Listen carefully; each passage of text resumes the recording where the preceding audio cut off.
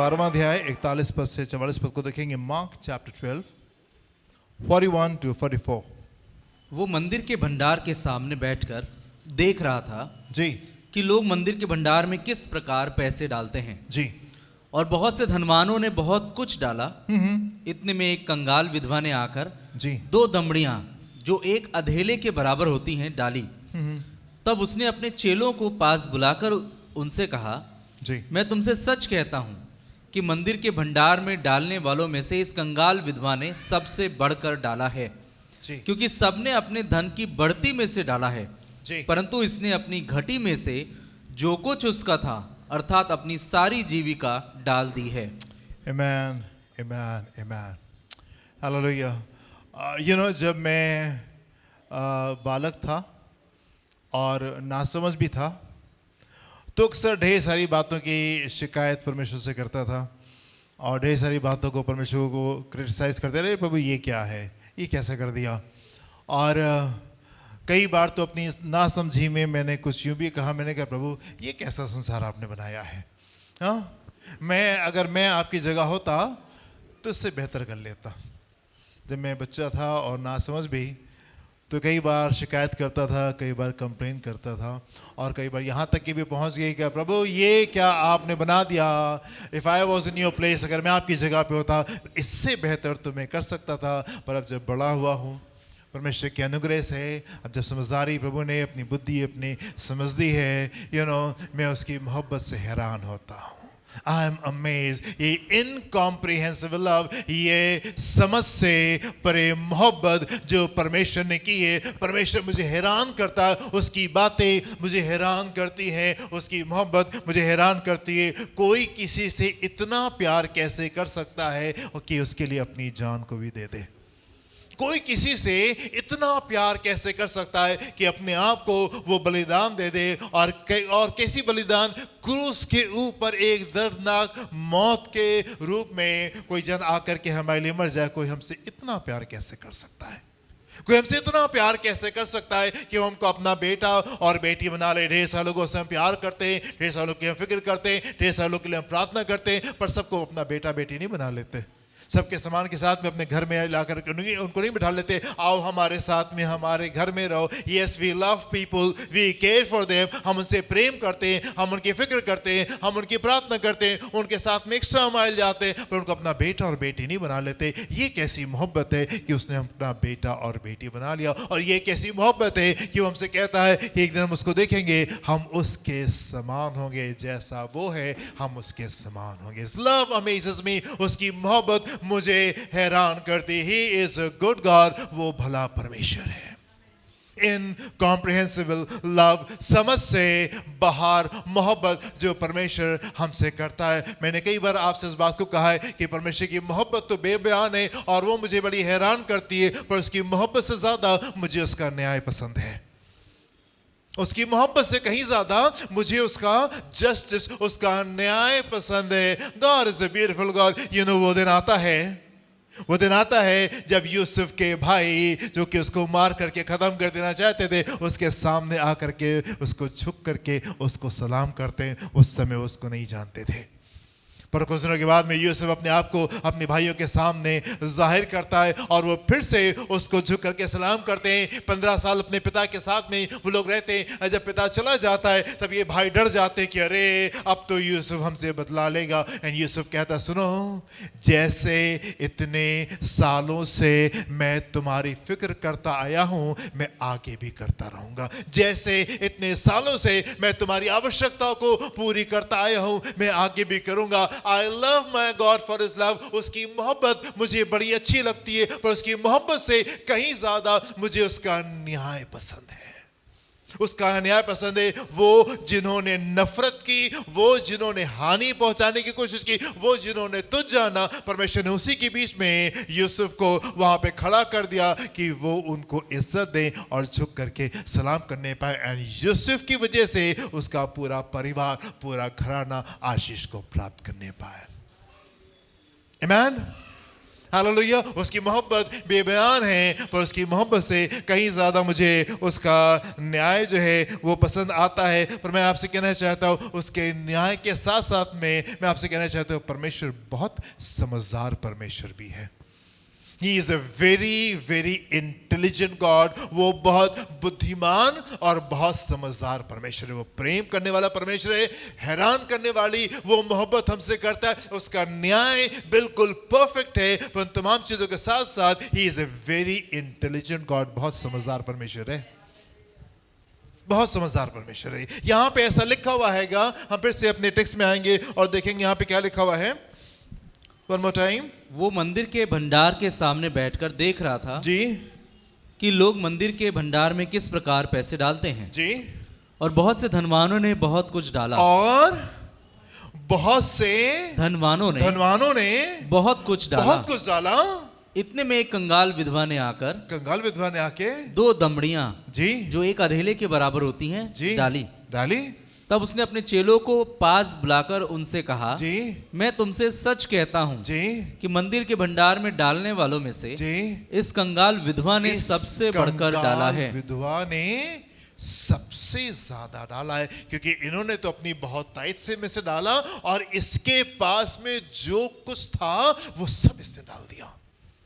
Very intelligent God, बड़ा समझदार परमेश्वर। वो परमेश्वर नहीं है जो कि ढेर सारे से मोहब्बत करता है, अरे ये ढेर सारा देते इनसे ज्यादा प्यार करेंगे, ये कम देते इनसे कम प्यार करेंगे। ना ना ना, ऐसा नहीं है, ऐसा नहीं है। जो ढेर सारा दे रहा है, संसार तो ढेर सारे के साथ में जाता है। ये परिवार बड़ा विशेष है, ये लोग बड़े लोग हैं, ये ढेर सारा देते हैं, हम उनके साथ में एसोसिएट करना पसंद करते, हम उनके साथ में जरा जुड़ना पसंद करते जो ढेर सारे के साथ में आते हैं। पर यहाँ पे परमेश्वर है जो कि ढेर सारे के साथ में क्वांटिटी में वो मोहब्बत नहीं करता, एक इंसान की एबिलिटी में, उसकी काबिलियत को आकर के देख रहा है, उसके हृदय को आकर के देखता है।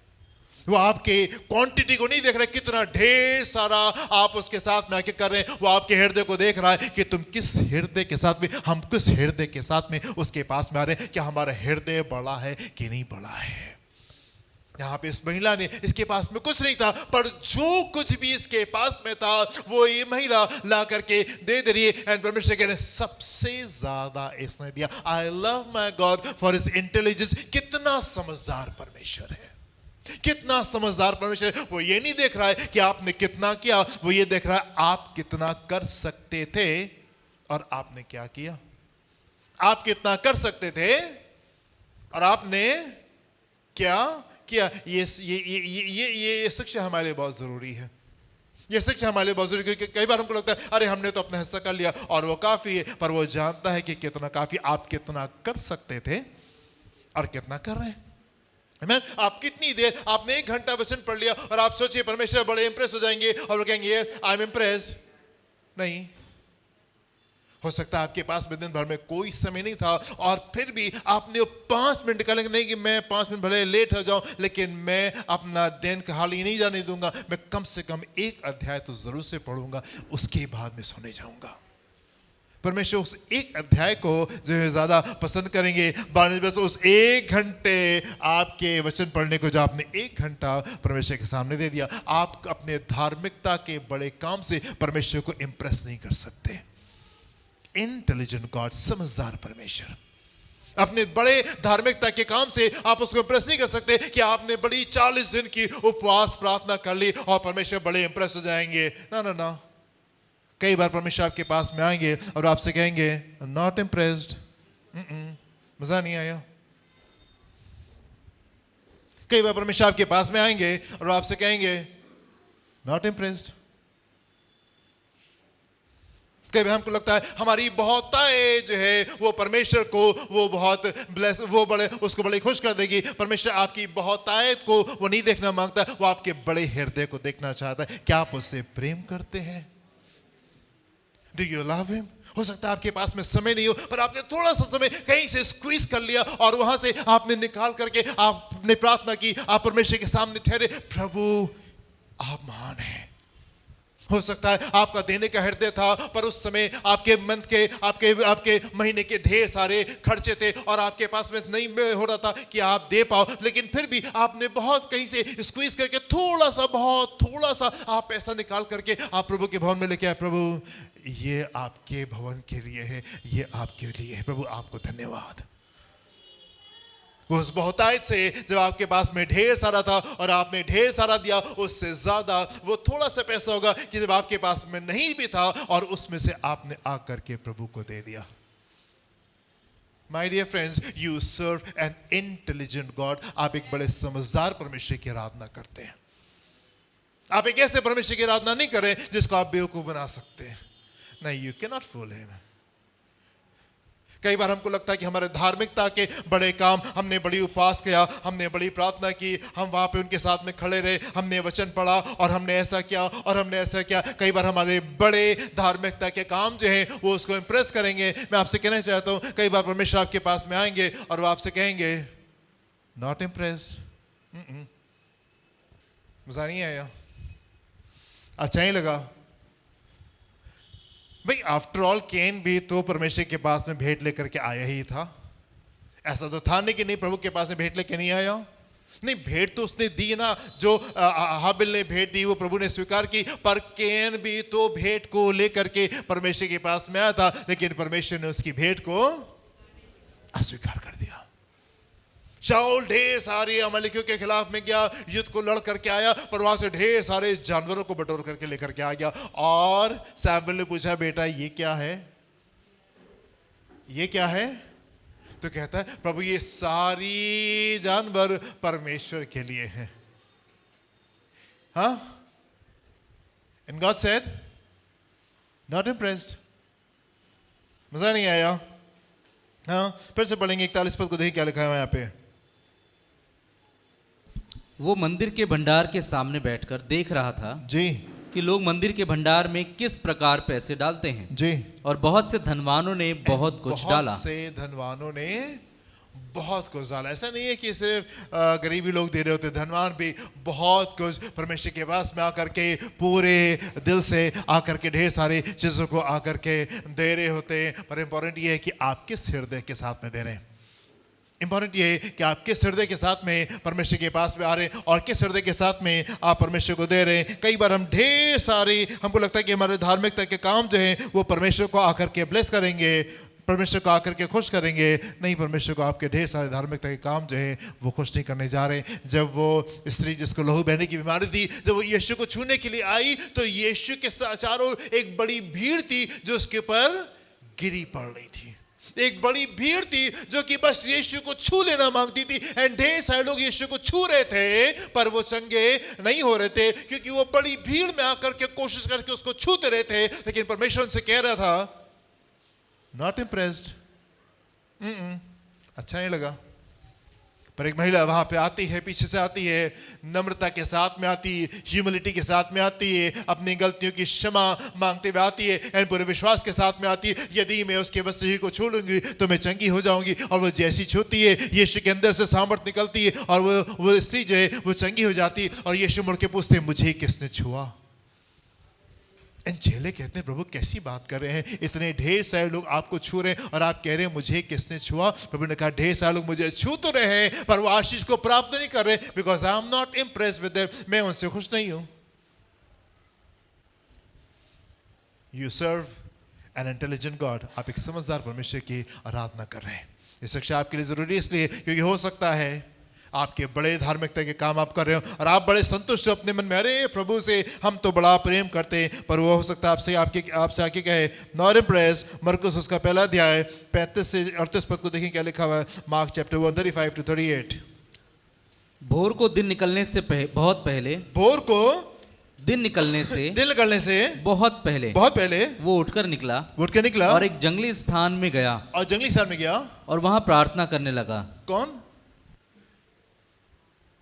कौन गया? हाँ, कौन गया? हाँ, वही कठिन सवाल नहीं, ये बहुत आसान सवाल है। ऐसा काम यीशु मसीह करते हैं। ये बहुत आसान सवाल है। ये बिल्कुल कठिन नहीं है। यहाँ पे लिखा हुआ है और भोर को दिन निकलने से बहुत पहले वो उठ के निकला और जंगल में स्थान में जा करके वो प्रार्थना करने लगा। इट इज नॉट डिफिकल्ट, ये मुश्किल नहीं है। हाँ, कई लोगों की सुबह तो तब होती है जब सूरज जो होता है वो काफी लंबा सफर पूरा कर चुका होता है। आज छुट्टी थी। हाँ, यीशु मसीह वो इस प्रकार की जिंदगी को जीता था। काश कि हम भी इस प्रकार की जिंदगी को जिए कि आज छुट्टी का दिन है, भोर से पहले उठ गए। रोज तो सुबह 4 बजे उठते थे, अब के 3 बजे उठ गए। भोर होने से पहले उठें और बैठ करके हम परमेश्वर के सामने ठहरे। और जंगल के स्थान में गया और वहां प्रार्थना करने लगा। तब शमौन और उसके साथी उसकी खोज में गए। तब शमौन और कुछ चेले जो थे वो यीशु को ढूंढने लगे। अरे यार, ये यीशु मसीह सुबह सुबह कहां निकल गए? प्रभु सुबह सुबह कहां निकल गए? ढूंढने लगे जी। जब वो मिला तो उससे कहा, जब वो यीशु मसीह उनको मिला तो उन्होंने यीशु मसीह से कहा, सब लोग तुझे ढूंढ रहे हैं। सब लोग आपको ढूंढ रहे हैं। उसने उनसे कहा, जी आओ आओ हम और कहीं आसपास की बस्तियों में जाएं जी, कि मैं वहां भी प्रचार करूं जी, क्योंकि मैं इसीलिए निकला हूं। जी 37 पद में वापस है, क्या लिखा हुआ है? जब वो मिला तो उससे कहा, जी सब लोग तुझे ढूंढ रहे हैं। क्या कहा चेलों ने? क्या कहा? सब लोग तुम्हें ढूंढ रहे हैं। ये ढूंढने वाले कितने बजे निकले थे?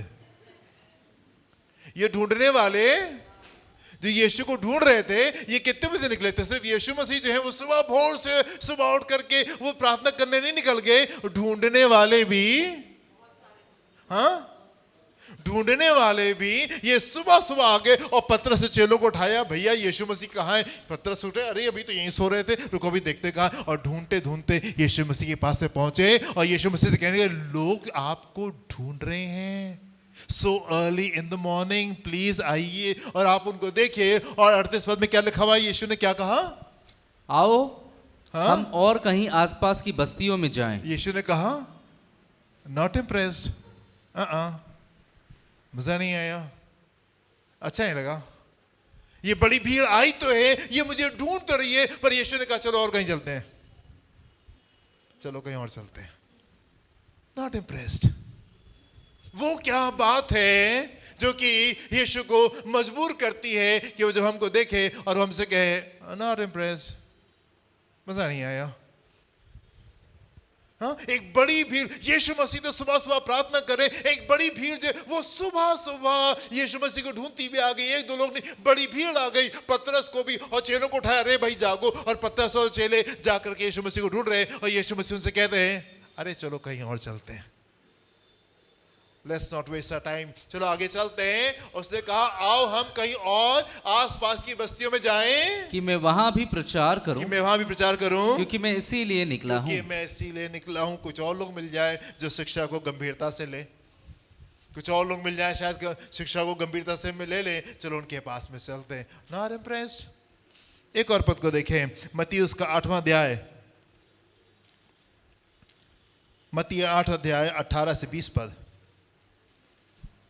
यीशु ने जब अपने चारों ओर एक बड़ी भीड़ देखी जी, तो झील के उस पार जाने की आज्ञा दी। जी, तब एक शास्त्री ने पास आकर उससे कहा, हे गुरु, हे गुरु, जहाँ कहीं तू जाएगा, जहाँ कहीं तू जाएगा, मैं तेरे पीछे हो लूंगा, मैं तेरे पीछे हो लूंगा।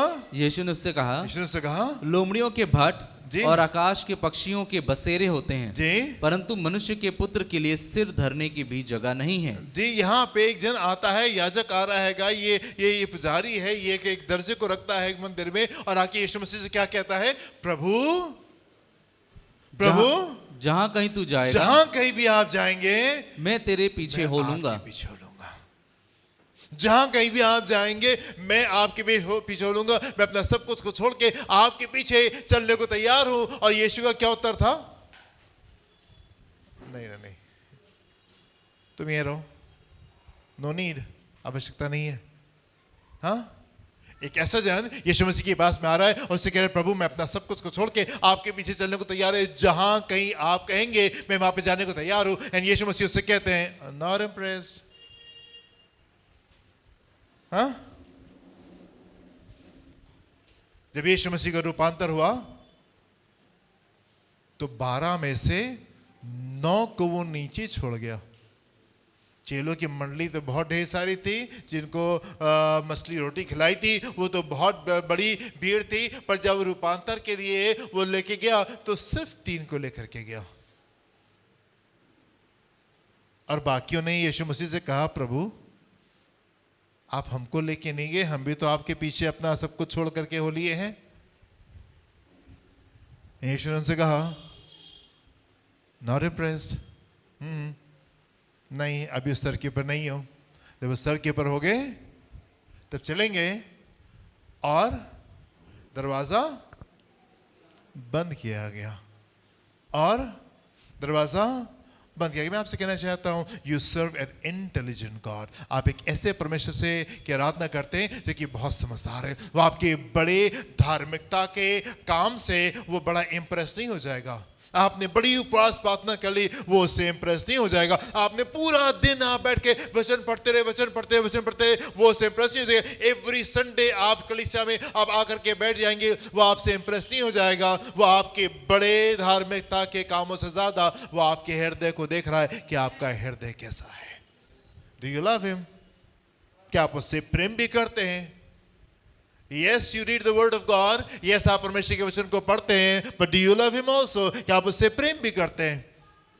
Yes, you come to church every Sunday. Yes, आप हर संडे को कलीसिया में निकल करके आते हैं, पर क्या आप उससे प्रेम भी करते हैं? Yes, आप उपवास प्रार्थना करते हैंगे, पर क्या आप उससे प्रेम भी करते हैं? Yes, आप दान और दशमें देते हैं, और उससे ज्यादा भी कलीसिया की हर एक बात में आप पार्टिसिपेट करने की आप कोशिश करते हैं, पर क्या आप उससे प्रेम भी करते हैं? The important question. प्रभु काश हमसे ये ना कहे, नॉट इम्प्रेस, मजा नहीं आया। एक पद को देखिए मेरे साथ में आप, यशायाह उसका 58वां अध्याय, Isaiah 58, 1-5। यशायाह 58, 1 से 5, Isaiah 58, 1-5। गला खोलकर पुकार, गला खोलकर पुकार, कुछ न रख छोड़, नरसिंगे का सा ऊंचा शब्द कर, जी मेरी प्रजा को उसका अपराध, अर्थात याकूब के घराने को उसका पाप जता दे। कई बार हम लोग अपने काम को जिम्मेदारी से नहीं करते हैं। कई बार जो अगुवे हैं वो अपने काम को जिम्मेदारी से नहीं करते हैं। हमारी जिम्मेदारी तो ये लिखी हुई यहाँ पे, गला खोल कर पुकार, कुछ न रख छोड़। क्या लिखा हुआ है? गला खोल कर पुकार। भाई साहब क्या लिखा हुआ है यहाँ पे? कुछ ना रख छोड़। हैं जो बातें हैं जाके तुम बता दो, कुछ ना रख छोड़।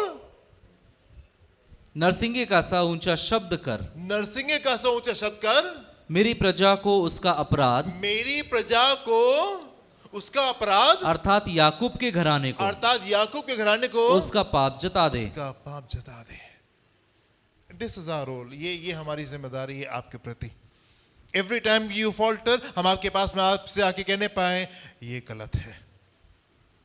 हमारी जिम्मेदारी है कि हम एवरी टाइम आपके पास में आए, और जब कभी हम कुछ गलत पाए तो हम आपसे कहने पाए आप बहुत अच्छे हैं, सब कुछ बहुत बढ़िया है। नहीं, हम आपकी गलती आपको बताने पाए, ये हमारी जिम्मेदारी है। परमेश्वर कह रहा है कि इसराइल को उसकी गलती बता दो, इसराइल को याकूब के घराने को उसका पाप बता दो, और उसको ये बता दो कि वो उसके धार्मिकता के बड़े बड़े कामों से परमेश्वर इंप्रेस नहीं है। परमेश्वर आपके हृदय को देख रहा है, एंड क्या आप उससे प्रेम करते हैं? Yes, you read the word of God, but do you love him also? आप वचन पढ़ते हैं, पर क्या आप उससे प्रेम भी करते हैं? Yes, you come to church every Sunday, आप हर संडे को कलीसिया में निकल के आते हैं, but do you love him also? क्या आप उससे प्रेम भी करते हैं? आगे बढ़े, क्या लिखा हुआ है? वे प्रतिदिन मेरे पास आते, और मेरी गति जानने की इच्छा ऐसी रखते हैं, गति जानने की इच्छा ऐसी रखते हैं मानो वे धर्मी लोग हैं, जिन्होंने अपने परमेश्वर के नियमों को नहीं टाला। जी, वे मुझसे धर्म के नियम पूछते, और परमेश्वर के निकट आने से प्रसन्न होते हैं। परमेश्वर के निकट आने से प्रसन्न होते हैं। ये कितनी गंभीर बात लिखी है। वो प्रतिदिन मेरे पास आते और मेरी गति पूछते की, वो मेरी इच्छा जानने की कोशिश करते हैं। They come to me every day and ask of me, प्रभु आपकी इच्छा क्या है? हर दिन सुबह प्रभु आपकी इच्छा मेरी जिंदगी में पूरी हो। और उसके बाद में प्रार्थना करके अपनी सारी इच्छाओं को पूरी करके वापस आ जाते हैं। जी आगे तीसरा पद, वे कहते हैं क्या कारण है कि हमने तो उपवास रखा, परंतु तूने इसकी सुधि नहीं ली, हमने दुख उठाया परंतु तूने कुछ ध्यान नहीं दिया। सुनो उपवास के दिन तुम अपनी ही इच्छा पूरी करते हो, और अपने सेवकों से कठिन कामों को कराते हो। सुनो तुम्हारे उपवास का फल ये होता है कि तुम आपस में लड़ते और झगड़ते और दुष्टता से घूंसे मारते हो।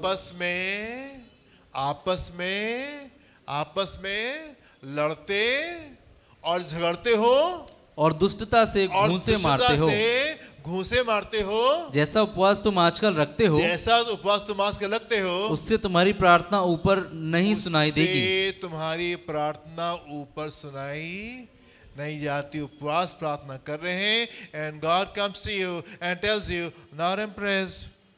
नहीं, ऐसे नहीं होता है बेटा, ऐसे नहीं होता कि पाप को अपनी जिंदगी में समेट करके रखो और उसके बाद में बड़ी उपवास प्रार्थना करो। ऐसा नहीं होता है। मेरी इच्छा हर सुबह जानने की कोशिश करो और फिर उसको भूल जाओ, ऐसा नहीं होता है। Hallelujah. They seem eager to know my ways. वो इच्छा तो रखते हैं कि मेरी इच्छा को जान लें और फिर बाहर निकल करके वो अपने कामों को करते हैं। Ezekiel chapter 33 30 से 32 पद को देखिए क्या लिखा हुआ है। Ezekiel 33 33 30 से 32 पद। हे मनुष्य के संतान, तेरे लोग दीवारों के पास और घरों के द्वारों में तेरे विषय में बातें करते और एक दूसरे से कहते हैं, आओ सुनो कि यहोवा की ओर से कौन सा वचन निकलता है। आओ चलो सुने कि परमेश्वर की तरफ से कौन सा वचन निकलता है। वे प्रजा के समान तेरे पास आते, और मेरी प्रजा बनकर तेरे सामने बैठकर, तेरे वचन सुनते हैं, परंतु वे उन पर चलते नहीं। परंतु वो उसके ऊपर चलते नहीं हैं। मुंह से तो वे बहुत प्रेम दिखाते हैं, मुंह से तो बड़ा प्रेम दिखाते हैं, परंतु उनका मन लालच ही में लगा रहता है। उनका मन लालच ही में लगा रहता है। परंतु उनकी दृष्टि में प्रेम के मधुर गीत गाने वाला और अच्छा बजाने वाला सा ठहरा है। जी, परमेश्वर कह रहे हैं इज़ेकियल से कि तुम ये मेरी प्रजा के सामने कैसे हो, तुम एक मधुर गीत गाने वाले और अच्छा बजाने वाला सा ठहरा है, ठहरे हो, क्योंकि वे तेरे वचन सुनते तो हैं, परंतु उन पर चलते नहीं। नहीं। वो सुबह सुबह आ करके बैठते हैं, प्रभु आपकी इच्छा क्या है, सुने आज प्रभु ने क्या कहा है, आज प्रभु क्या कह रहे हैं। राइट, एवरीडे हम वचन उठाते हैं और सोचते अच्छा हाँ प्रभु ठीक है, आज का नया दिन है प्रभु, एक मिनट आज क्या आप मुझसे क्या कहने जा रहे हैं।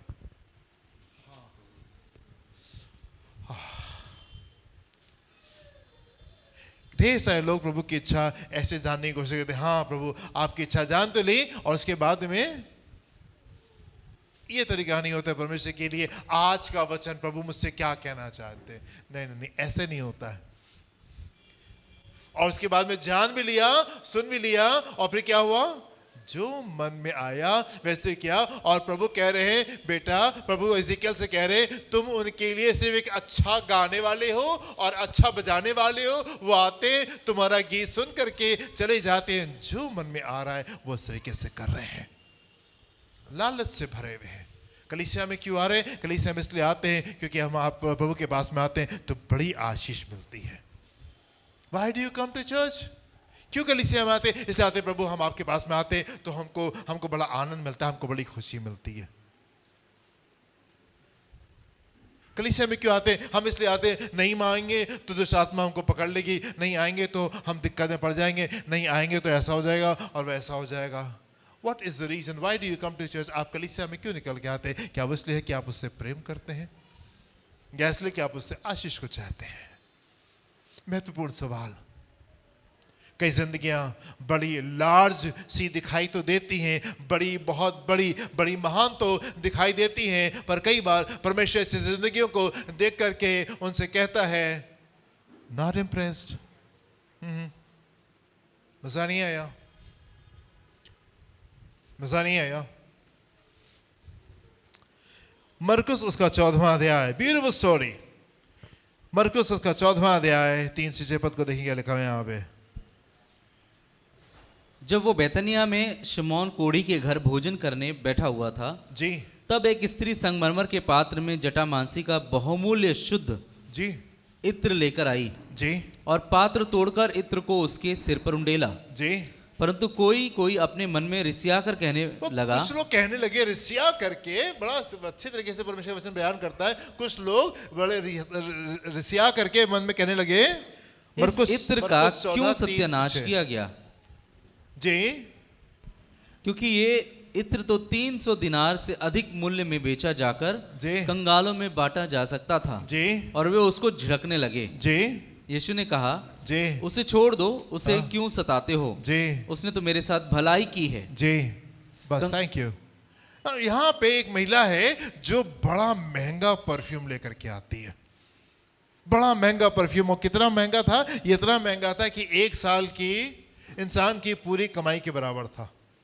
1 साल की पूरी कमाई के बराबर ये परफ्यूम लेकर के आती है, और परफ्यूम को ला करके वो तोड़ करके वो यीशु मसीह के पैरों के ऊपर डाल से उसके पैर को धोती है, अपने बालों से उसके पैर को पोंछती है। एंड लोग बड़बड़ाने लगते हैं, वहां पे ऐसा लिखा हुआ है, लोग बड़बड़ा रहे और कह रहे ये इतना पैसे की बर्बादी क्यों, ये ऐसा क्यों किया जा रहा है?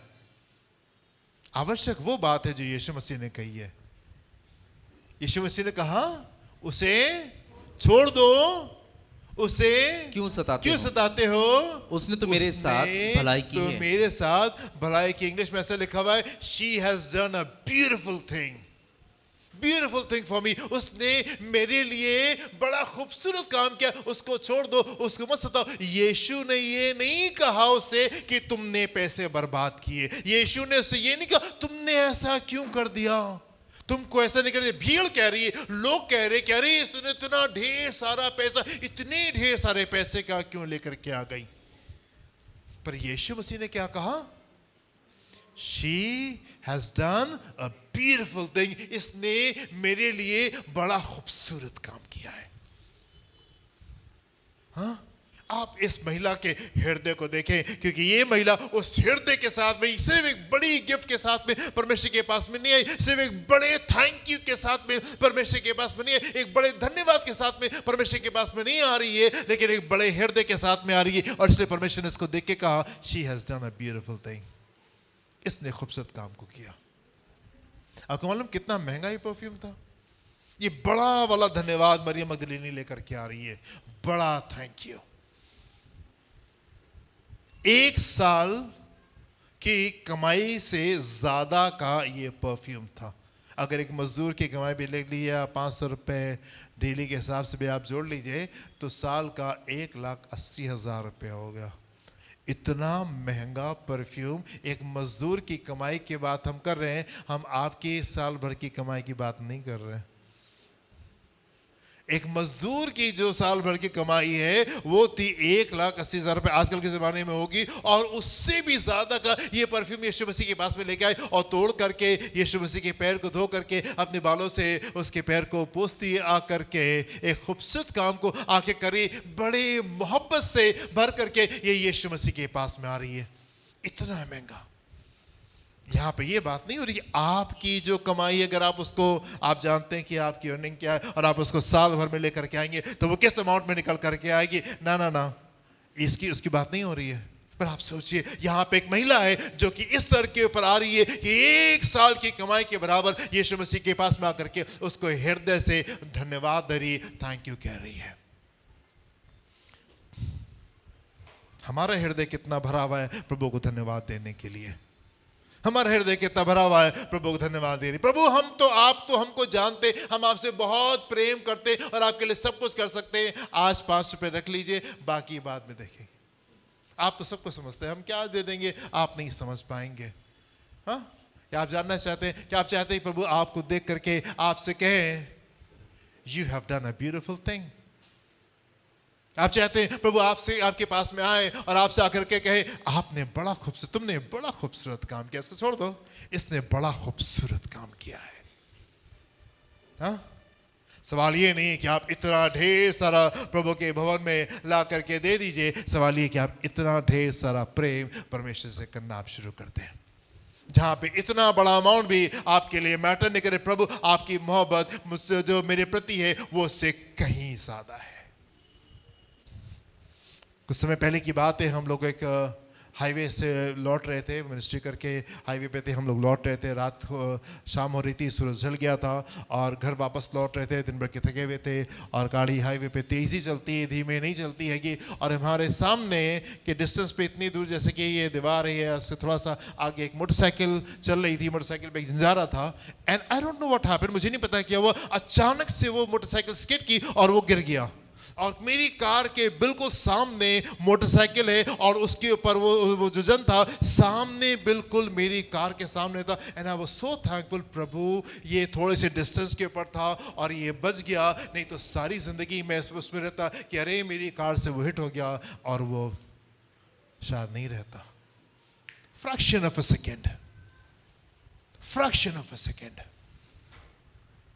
सीख मेरी आंख के सामने वो इस प्रकार से हुआ। एंड आई वाज लाइक, ओ प्रभु आपने मुझे बचा लिया। मैंने आपको कई बार गवाही दी, प्रभु ने शेर से कैसे बचाया मेरे को। एक बार शेर से आमना सामना हो गया था, वो मुझको देख करके थोड़ा सा छिप गया था। वो जब मैं कमरे के अंदर चला गया तो वो सामने आ गया था।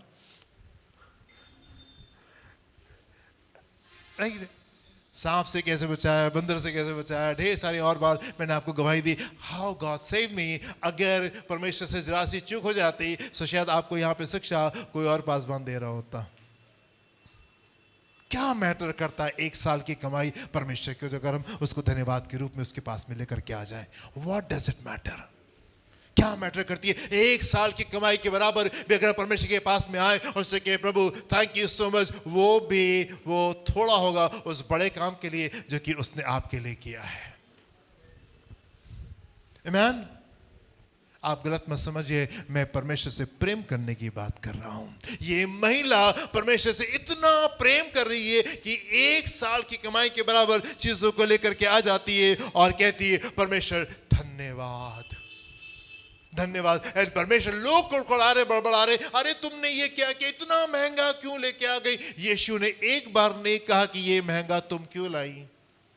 यीशु ने एक बार ये नहीं कहा कि तुमने गलत किया। यीशु ने कहा उसको छोड़ दो, she has done a beautiful thing.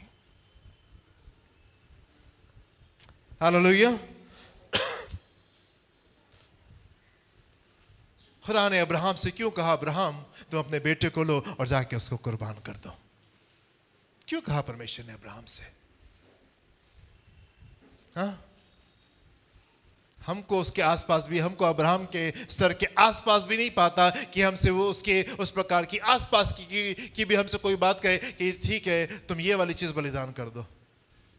परमेश्वर ने अब्राहम को स्तर के ऊपर पाया कि परमेश्वर ने अब्राहम से कहा कि तुम अपने बेटे को जाके कुर्बान कर दो। वो हमको किस स्तर के ऊपर पाता है कि वो हमसे क्या कह पा रहा होता है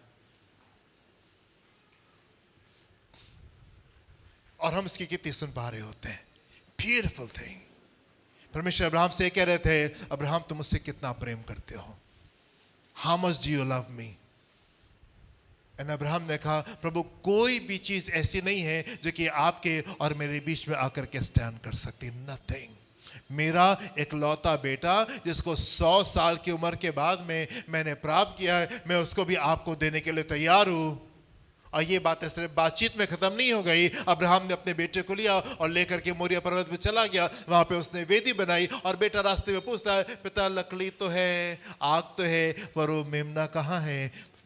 पिता ने कहा वो पूरा करेगा। एंड अब्राहम लेकर के चला गया, वेदी बनाई और अपने बेटे के हाथ पैर बांध करके वेदी के ऊपर रख दिया और फिर छुरी ली और उसको भी तेज किया और उसको लेकर के जैसे ही मारने जा रहा था तब परमेश्वर की आवाज आई, रुक जाओ Abraham, how much do you love him. आप कितना प्रेम करते हैं, हम कितना प्रेम करते हैं परमेश्वर से।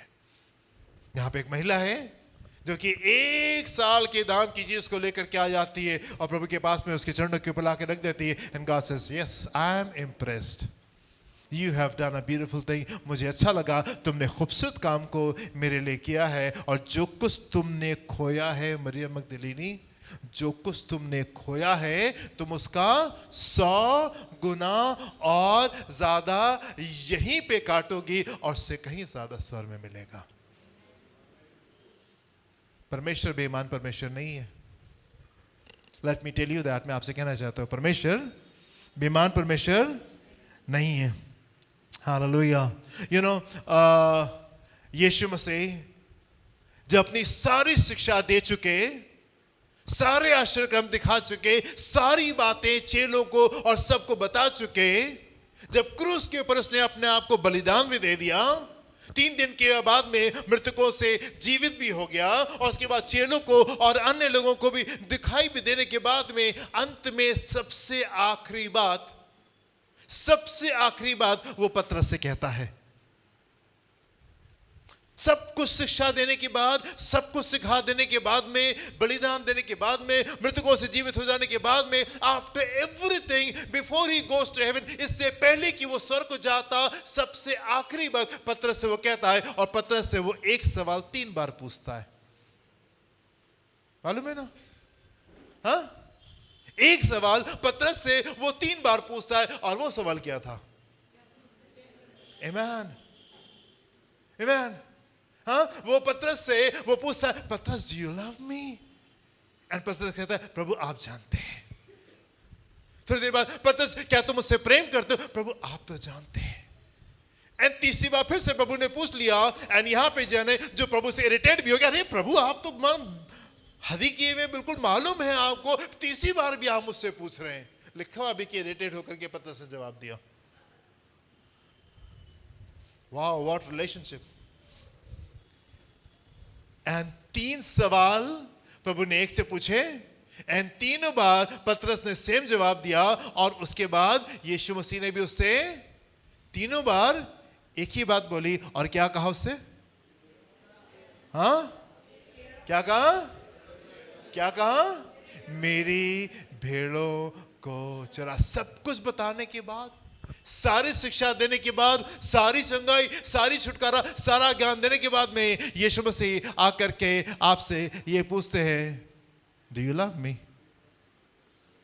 क्या तुम मुझसे प्रेम करते हो? क्या तुम मुझसे प्रेम करते हो? और हम उससे कहते हैं, हाँ प्रभु, हम आपसे बेपनाह मोहब्बत करते हैं, हम आपसे बहुत प्रेम करते हैं। प्रभु हमसे कहना चाहते हैं, मेरे राज को बनाओ, बिल्ड माई किंगडम, मेरे राज को बनाओ। आमीन। क्या तैयार है उसके राज को बनाने के लिए? क्या तैयार है उसके राज को बनाने के लिए? मेरे प्रिय, हम एक अद्भुत मौसम में हैं, हम एक अद्भुत मौसम में हैं। परमेश्वर चीजों को मल्टीप्लाई कर रहे, कई तरीके से वो बहुगुणित करके एक डिफरेंट लेवल पे लेकर के जाने को तैयार है। और मैं आपसे कहना चाहता हूँ, ये वही वाला मौसम है जिस समय बड़ी भीड़ यीशु के पास से बैठी थी, एंड चेले बेचैन हो रहे थे, प्रभु अब तो जाने दीजिए, अब तो बहुत शाम हो गई है, ये इतने भूखे हैं, अभी ये खाना कहाँ से खाएंगे, रास्ते में फेंट हो सकते हैं, बेहोश होकर के गिर सकते हैं, अब तो जाने दीजिए। चेले बेचैन हो रहे थे, पर मैं आपसे कहना चाहता हूँ, यीशु के पास में उनके लिए खूबसूरत योजना थी। परमेश्वर के पास में उनके लिए खूबसूरत योजना थी। अभी हम उस मौसम में चले, हो सकता है आपको कुछ बातें बड़ी बेचैन कर रही हो, बहुत ट्रबल कर रही हो, but I want to tell you my difference, मैं आपसे कहना चाहता हूं, he has a great plan for you. जो कुछ आपके हाथ में है, जो कुछ आपके हाथ में है, वो आप प्रभु को दे दीजिए, और फिर आप देखिए कि वो कितने बड़े काम को आपके बीच में करेगा। मैं आपसे कहना चाहता हूं, आप परमेश्वर के वचन को पढ़ते हैं, good, but do you love him also? आप कलीसिया में निकल करके आते हैं, पर क्या आप उससे प्रेम भी करते हैं? आप दान और दशमलव से प्रभु की महिमा करते हैं, पर मैं आपसे पूछना चाहता हूं, क्या आप उससे प्रेम भी करते हैं? प्रेम का अंदाज फर्क होता है। हाँ, जब हम प्रेम करते हैं तो उसका अंदाज फर्क होता है।